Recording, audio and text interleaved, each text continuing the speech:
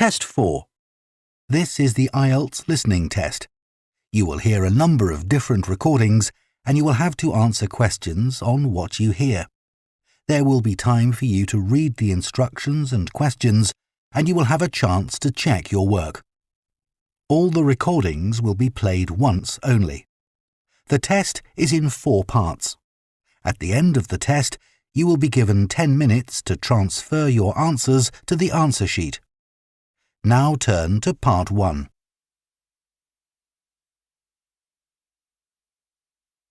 Part 1. You will hear a man phoning to inquire about a cleaning service for his apartment. First, you have some time to look at questions 1 to 5.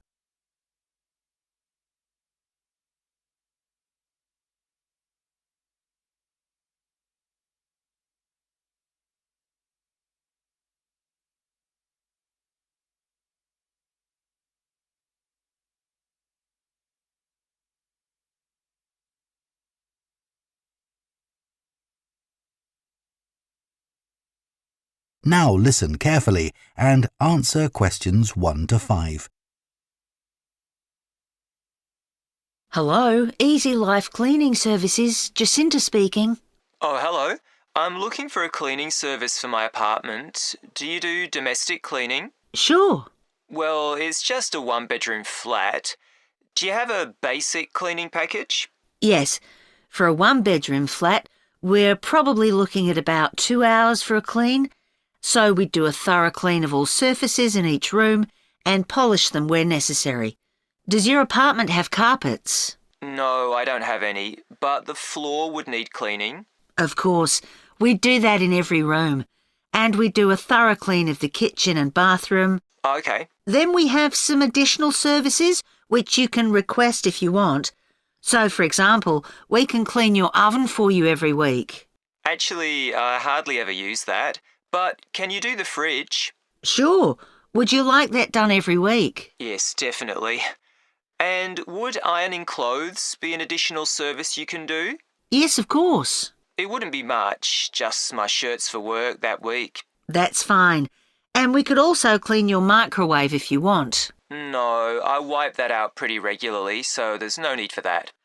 We also offer additional services that you might want a bit less often, say every month.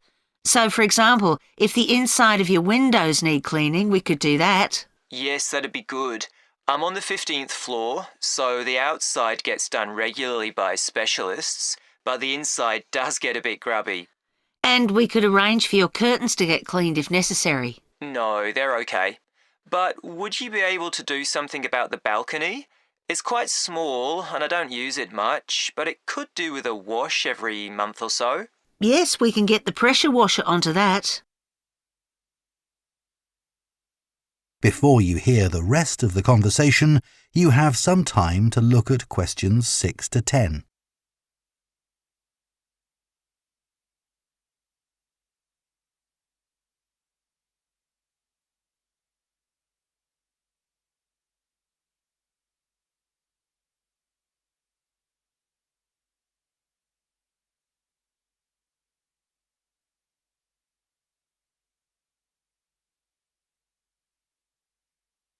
Now listen and answer questions 6 to 10. Now, if you're interested, we do offer some other possibilities to do with general maintenance. For example, if you have a problem with water and you need a plumber in a hurry, we can put you in touch with a reliable one who can come out straight away. And the same thing if you need an electrician. Right, that's good to know. I've only just moved here, so I don't have any of those sorts of contacts. And I don't know if this is of interest to you, but we also offer a special vacuum cleaning system which can improve the indoor air quality of your home by capturing up to 99% of all the dust in the air. So if you're troubled by allergies, this can make a big difference. Right, in fact, I don't have that sort of problem, but I'll bear it in mind. Now, can you tell me a bit about your cleaning staff? Of course. So all our cleaners are very carefully selected. When they apply to us, they have to undergo a security check with the police to make sure they don't have any sort of criminal background. And of course, they have to provide references as well. Then if we think they might be suitable for the job, we give them training for it. That lasts for 2 weeks, so it's very thorough, and at the end of it they have a test. If they pass that, we take them on, but we monitor them very carefully. We ask all our clients to complete a review of their performance after every visit and to email it to us, so we can pick up any problems straight away and deal with them. Okay, well, that all sounds good. And will I always have the same cleaner? Yes, we do our best to organise it that way, and we usually manage it. Good, that's fine. Right, so I'd like to go ahead and... That is the end of Part 1. You now have half a minute to check your answers to Part 1.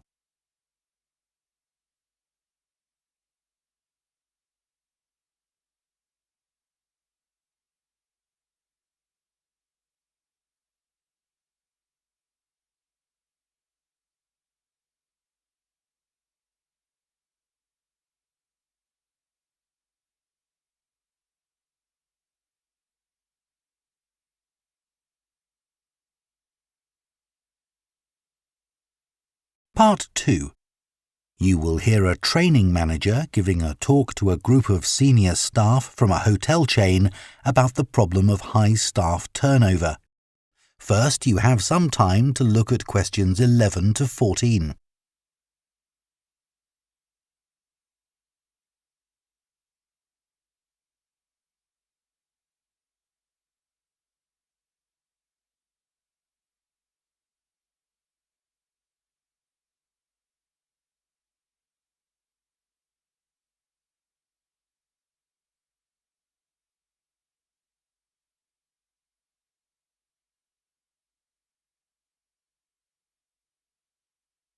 Now listen carefully and answer questions 11 to 14.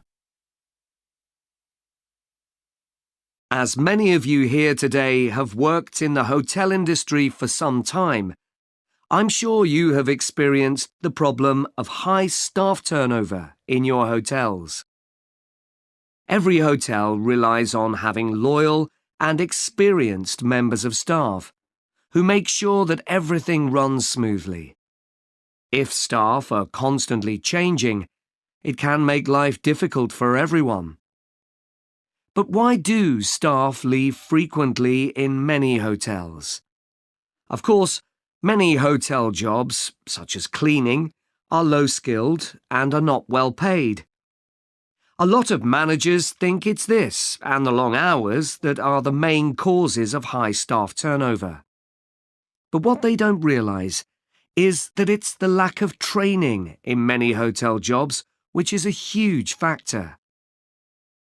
So what kind of problems does a high turnover of staff cause?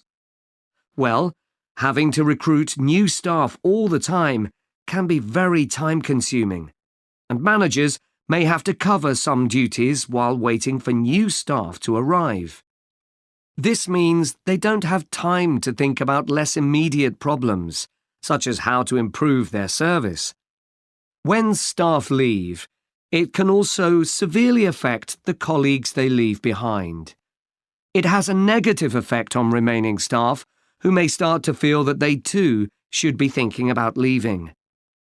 So what can be done to change this situation? Firstly, managers should stop making basic errors which leave their staff feeling upset and resentful. When organising shifts, for example, make sure you never give certain staff preferential treatment. All staff should be given some choice about when they work, and everyone should have to work some evening and weekend shifts. If you treat staff fairly, they'll be more likely to step in and help when extra staff are needed. Keeping staff happy has other tangible benefits for the business. Take the Dunwich Hotel as an example. It had been experiencing a problem with staff complaints, and in order to deal with this, invested in staff training and improved staff conditions. Not only did the level of complaints fall, but they also noticed a significant increase in the amount each customer spent during their stay. They have now introduced a customer loyalty scheme, which is going really well. Before you hear the rest of the talk, you have some time to look at questions 15 to 20.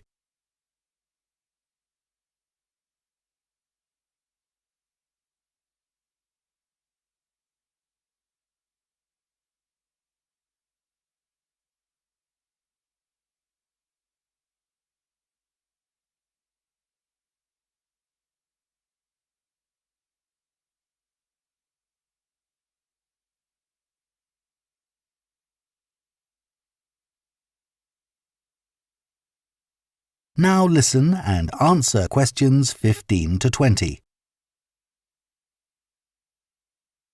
Now I'd like to look at some ways you can reduce staff turnover in your hotels. And I'll do this by giving some examples of hotels where I've done some training recently. The Sun Club received feedback which showed that staff thought managers didn't value their opinions. They weren't made to feel they were partners who were contributing to the success of the business as a whole. This situation has changed. Junior staff at all levels are regularly invited to meetings where their ideas are welcomed. A year ago, the Portland recognised the need to invest in staff retention.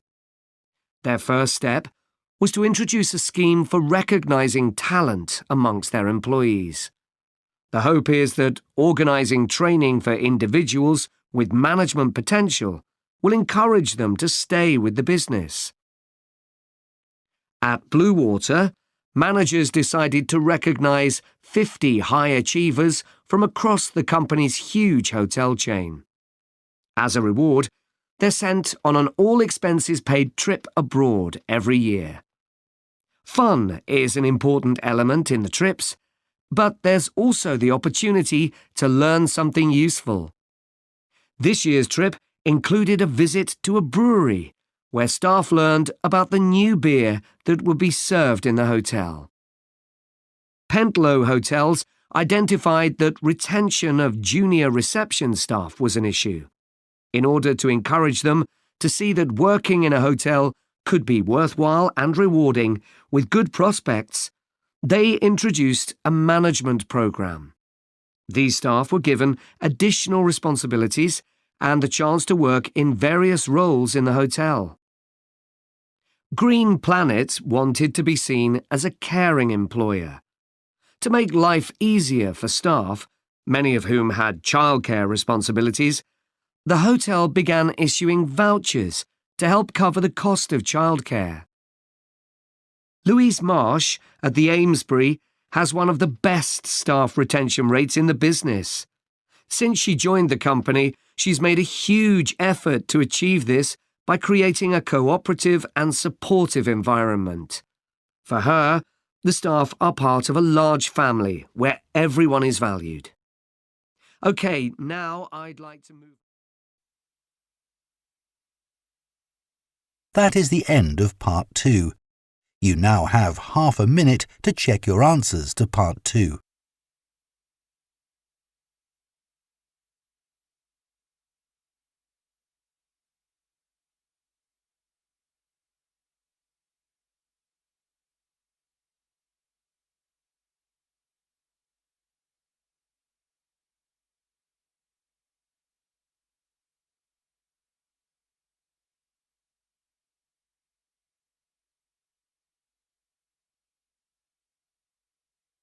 Part 3.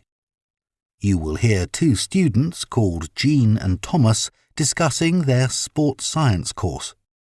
First, you have some time to look at questions 21 to 24.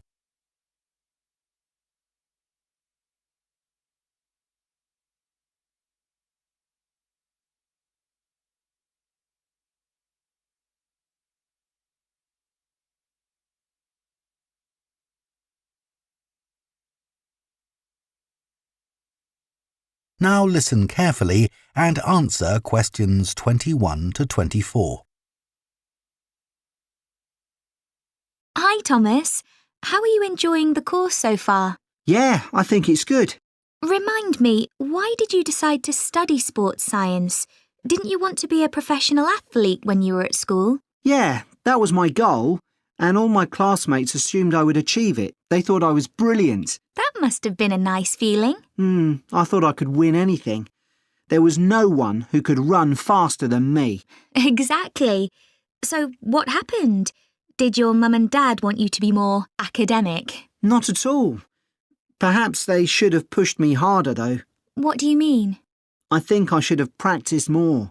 What makes you say that? Well, I went out to Kenya for a couple of weeks to train. Really? I didn't know that. I was chosen to go there out of loads of kids and run with some of the top teenage athletes in the world. And I was so calm about it. I just kept thinking how fortunate I was. What a great chance this was. Everyone back home was so proud of me. But once we started competing, I very quickly realised I wasn't good enough. That must have been a huge shock. I thought, this can't be happening. I was used to winning. I'm sorry to hear that. It's okay. I'm over it now, and I think it's much better to do a university course. And this one has such a variety of sports-related areas. It's going to be good. Oh, I agree. I chose it because of that. Before you hear the rest of the discussion, you have some time to look at questions 25 to 30.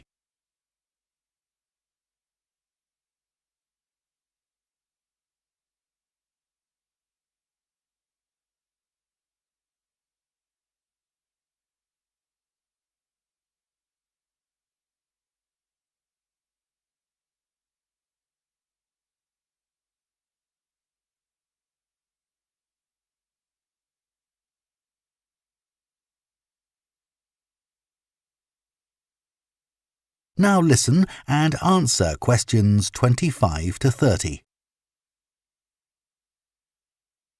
So, Jian, have you thought of any ideas for the discussion session next week on technology and sport? We have to cover more than one sport, don't we? Yeah. You know, we always think technology is about the future, but we could gather some ideas about past developments in sport. Look at early types of equipment, perhaps. I remember reading something about table tennis bats once, how they ended up being covered with pimpled rubber. 'Cause they were just wooden at first, I'd imagine. Yeah. In about the 1920s, a factory was making rolls of the rubber in bulk for something like horse harnesses. Really? Yeah, and someone realised that it would make a perfect covering for the wooden bats. So, what about cricket? That's had a few innovative changes. Maybe the pads they wear on their legs? I don't think they've changed much, but I'm just looking on the internet. And it says that when the first cricket helmet came in 1978, the Australian batsman who first wore it was booed and jeered by people watching because it was so ugly. Wow! Players have to protect themselves from getting hurt. I mean, everyone wears one now. Unlike the cycle helmet. Well, unless you're a professional. But you're right, many ordinary bikers don't wear a helmet. Hey, look at these pictures of original helmet designs. This one looks like an upside-down bowl. Yet the woman's laughing. She's so proud to be wearing it. It says serious cyclists ended up with wet hair from all the hard exercise. I guess that's why they have large air vents in them now, so that the skin can breathe more easily. OK, so we've done helmets. What about golf balls? Or better still, golf clubs. They've changed a lot. Yeah. I remember my great-grandfather telling me that because a club was made entirely of wood, it would easily break and players had to get another. There's no wood at all in them now, is there? No, they're much more powerful. The same must be true of hockey sticks. I don't think so, because players still use wooden sticks today. What it does say here, though, is that when the game started, you had to produce a stick yourself. I guess they just weren't being manufactured. So, one more perhaps? What about football? Well, I know the first balls were made of animal skin. Yeah, they covered them with pieces of leather that were stitched together. But the balls let in water when it rained. Oh, that would have made them much heavier. That's right. You can imagine the damage to players' necks when the ball was headed. Oh, how painful that must have been. Yeah. Well, I think we can put together some useful ideas and... That is the end of Part 3. You now have half a minute to check your answers to Part 3.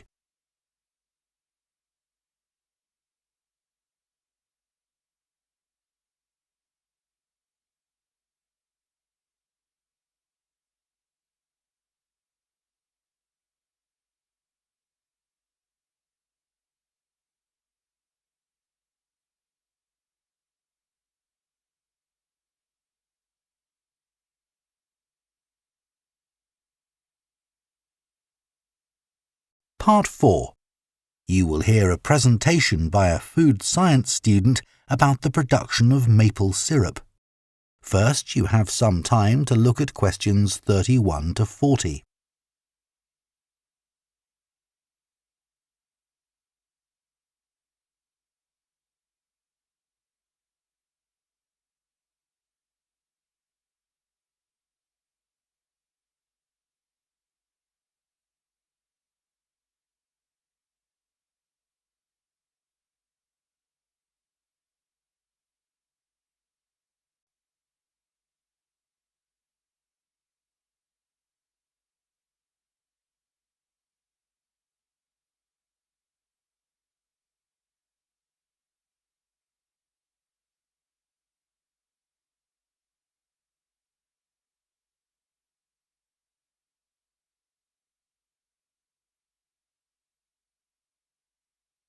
Now listen carefully and answer questions 31 to 40.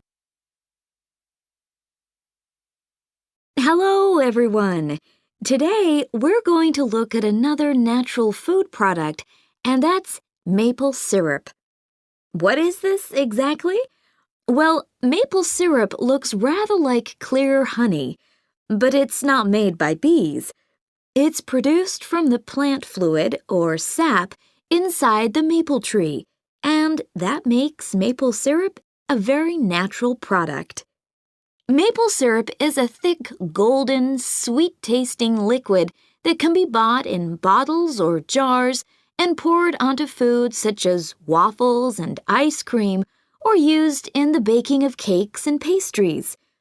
It contains no preservatives or added ingredients, and it provides a healthy alternative to refined sugar.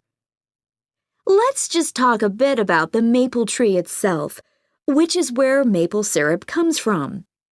So, there are many species of maple tree, and they'll grow without fertilizer in areas where there's plenty of moisture in the soil.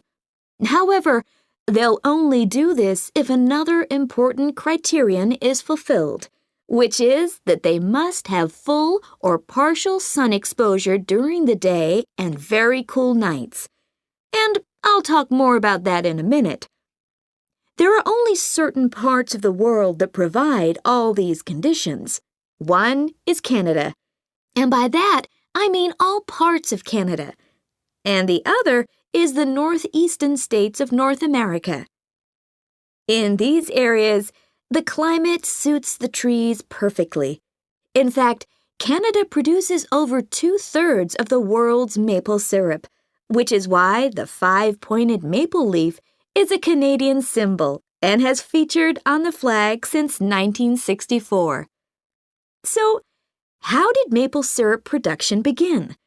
Well, long before Europeans settled in these parts of the world, the indigenous communities had started producing maple sugar. They bored holes in the trunks of maple trees and used containers made of tree bark to collect the liquid sap as it poured out. As they were unable to keep the liquid for any length of time, they didn't have storage facilities in those days. They boiled the liquid by placing pieces of rock that had become scorching hot from the sun into the sap. They did this until it turned into sugar, and they were then able to use this to sweeten their food and drinks. Since that time, improvements have been made to the process, but it has changed very little overall.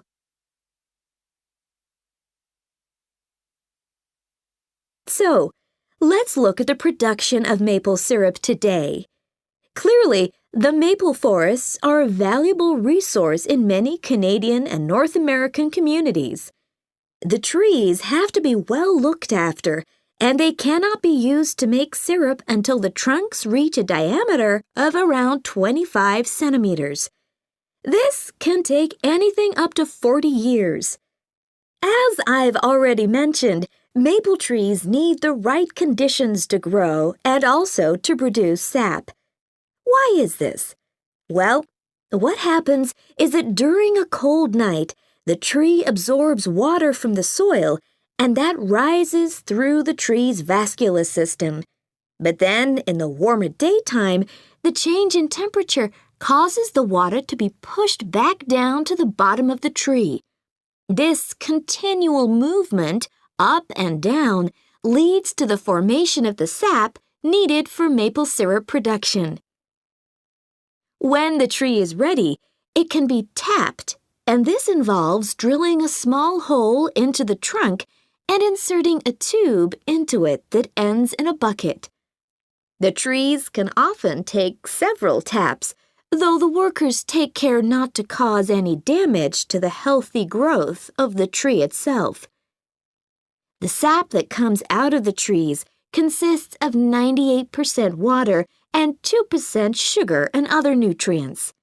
It has to be boiled so that much of that water evaporates, and this process has to take place immediately using what are called evaporators.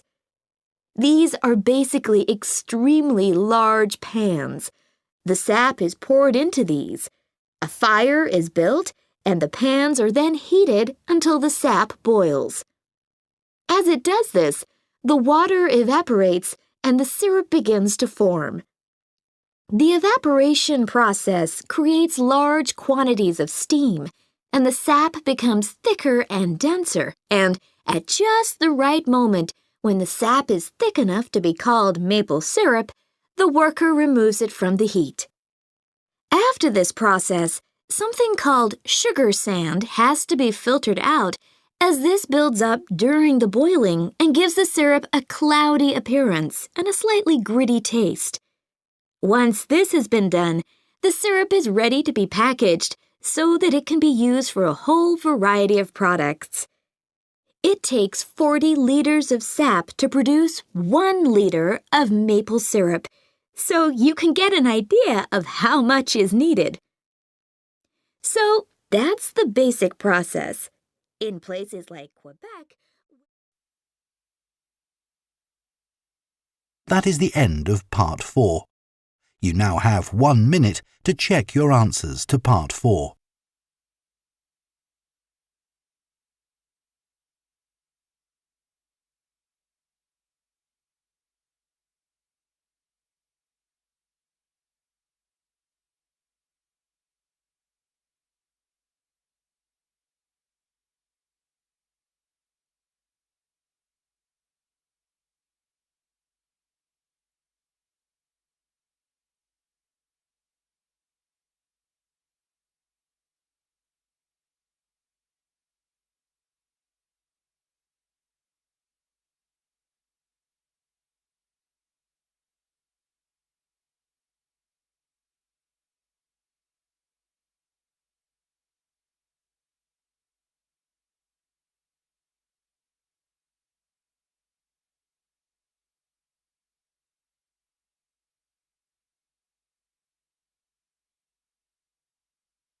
That is the end of the listening test. In the IELTS test, you would now have 10 minutes to transfer your answers to the answer sheet.